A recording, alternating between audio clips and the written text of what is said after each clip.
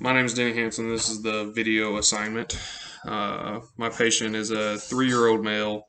He's brought in by his mother with a chief complaint of needing a flu shot and something wrong with his hips. She stated since he has been standing more, she noticed his posture is forward.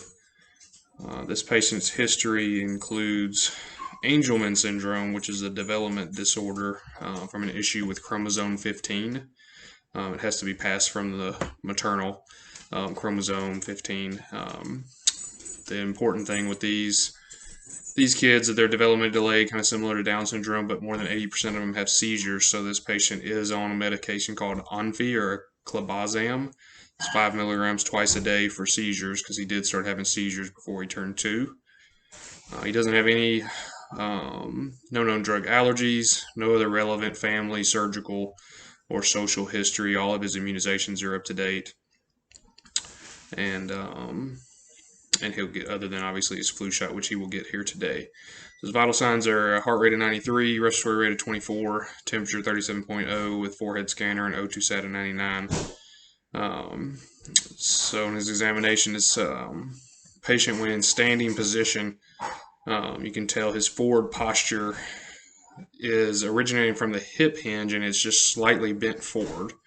And doesn't stand up all the way straight. When lying him down to assess the hip in a supine position, you cannot push the knee and the entire leg down to the table as he's laying on his back. And similar, when he is on his belly, you can't push his butt down and get him completely flat. He does not appear to be in pain during the exam. He was laughing and giggling, which is another, and that goes along with this Angelman disorder. They are very giggly and happy. That's one of the characteristics as well.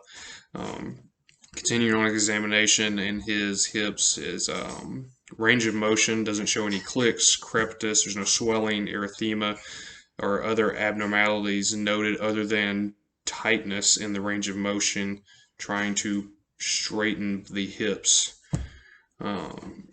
There are no labs needed. He does need, according to the guidelines for a hip abnormality of this kind, he does need a x-ray, which is not done at this facility, so he'll be sent out. His differentials include tightness in the hip flexors, tightness in other muscle groups, developmental hip dysplasia, which is less likely because there's no clicks or feels of dislocating, some kind of trauma or transient synovitis.